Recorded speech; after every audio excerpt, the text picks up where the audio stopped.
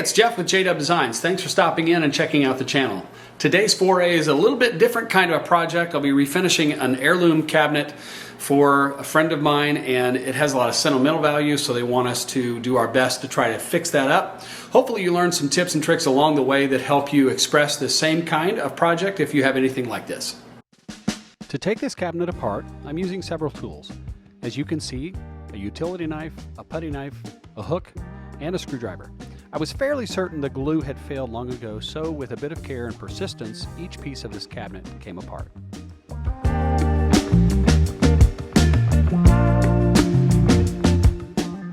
It's important to break the paint seal on each part of this cabinet. As is often the case with projects like this, screws have been painted over, seams have been painted over, and the like. To be able to get a bite on the screws, I'm using the hook to scrape out the head of the screw. To break the seal of paint between each panel, I'm using the utility knife.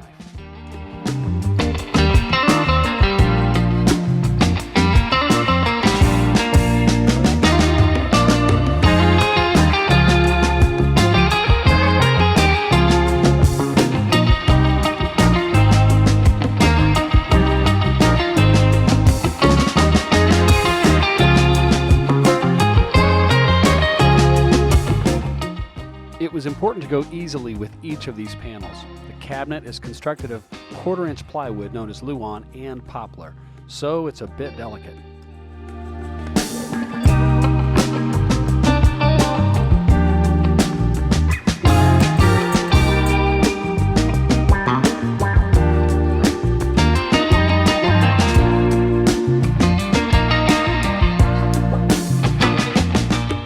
I'm fairly certain this cabinet was homemade. Care was critical as I took each piece apart. I couldn't pry very hard because the materials were fairly thin. And I can't stress this enough, if you're facing a project like this one, be careful as you take things apart.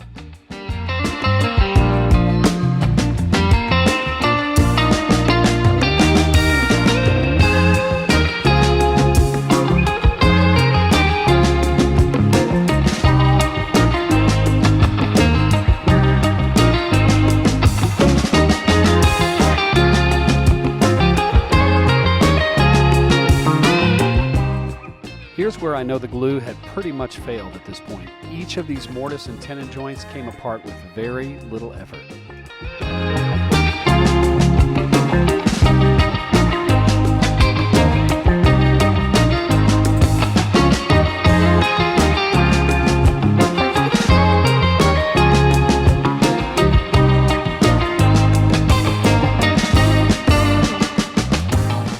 It's on to taking off the knobs, hinges, and any screws in the doors.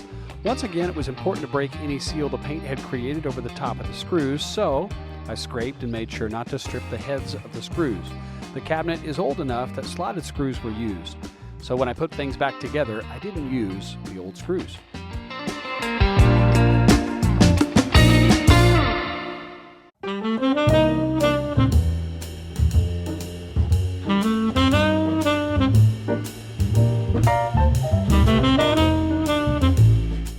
Step 2 is to take some stripper, and it's a different kind of stripper. It's not the kind of stripper that you might be thinking of where you're thinking maybe of something like it's the kind of stripper that you spray on or put on with a paintbrush and it takes the old paint off. This has several coats of paint, so we're going to do our best to make sure that we get those things off. For this part of the process, it's important to work in a well-ventilated space. It's also critical to wear breathing protection. I'm just showing the beginning part of the stripping process here. Most of this I did off camera. The process I followed is apply the stripper, let it set for a few minutes, scrape off the paint with a putty knife, take some stool wool and brush off any residue on all the pieces, follow up with sanding starting with 40 grit. It's real important to go easy with the sanding process because you can sand through the finished ply of the plywood.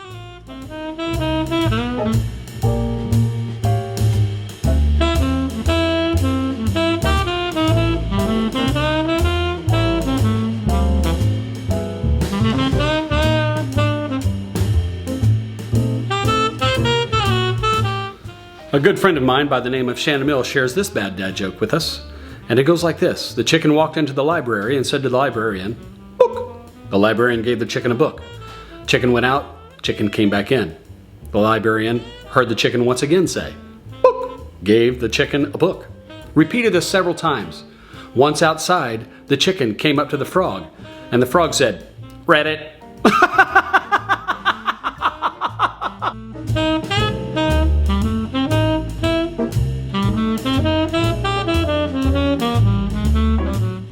Because the weather outside was conducive to working out there, I set up a furniture blanket on our outside tables and stripped the rest of the cabinet. Now that the paint is taken off of each piece on this cabinet, I'm going to be sanding each piece, making sure that we have everything down to the final 220 grit sanding, everything nice and smooth. We'll clean it up with mineral spirits next. As I mentioned earlier, I started with 40 grit and proceeded through 80, 120, and 220. All total, I think I went over every piece of this cabinet somewhere around 10 times.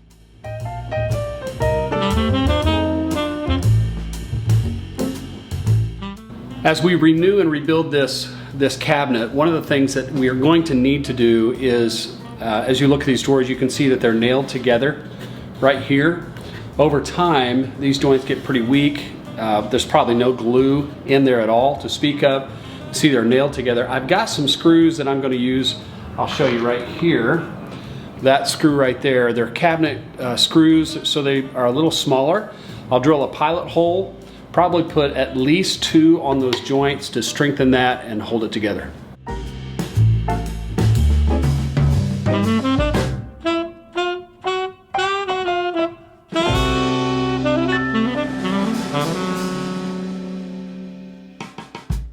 What I'm showing you here is how I got glue into some of the joints.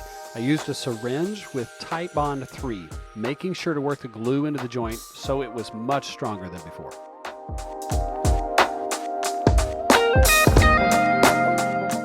After taking everything apart, I wanted to make sure each joint was cleaned and ready for glue up. That's what you see me doing here. The next step in this process is to make sure that I get the face frame glued together. It has mortise and tenon joints, so I'm taking time to look back at the pictures I took before I took everything apart and matching it up to that, making sure that the drawers fit, making sure that the mortise and tenons are all glued up. This is old enough that a lot of that glue has just kind of dissipated over time. So as you can see, we've made progress on that. It's together.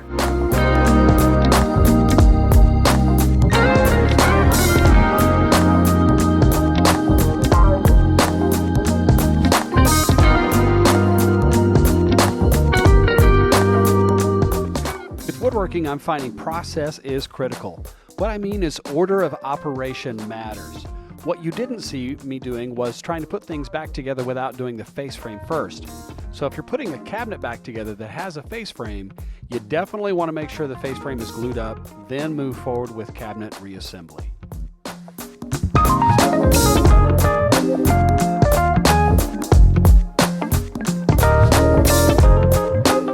Let me shoot really straight with you here. If you're thinking about doing this kind of project, you've really got to take a look at what kind of furniture you're looking at. Is it a veneer? Is it solid wood? Is it crafted together decently? Is there enough meat on the bones, so to speak, to work with? So this project, I decided to disassemble everything, and looking at it a little more deeply, it's been a bit of a challenge because of taking it all apart and making sure that I get it back together with integrity. So keep that in mind when you're working on these kinds of projects. As I put the cabinet back together, I noticed it was leaning in one direction. You can't see it, but I took a carpenter square and clamped it to an inside corner of the shelf and the posts.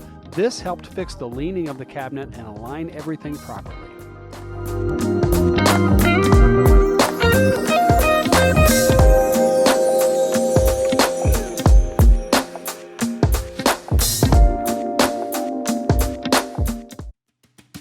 After getting everything put back together, it literally tightened the cabinet up to the point that I had to rip the sides down about 1/4 inch. That's what you see me doing here. After I get them ripped, I install them back onto the posts using trim nails, and as you can see, looks like it's turned out really nice.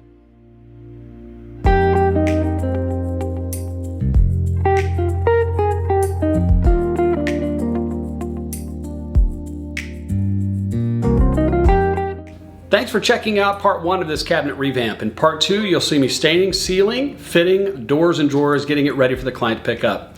I appreciate every single one of you stopping in and checking out this channel, checking out the videos, liking, sharing, subscribing, hitting that bell notification. I really appreciate how this channel is growing and how you guys are supporting every project we take on. Till the next time, keep making sawdust.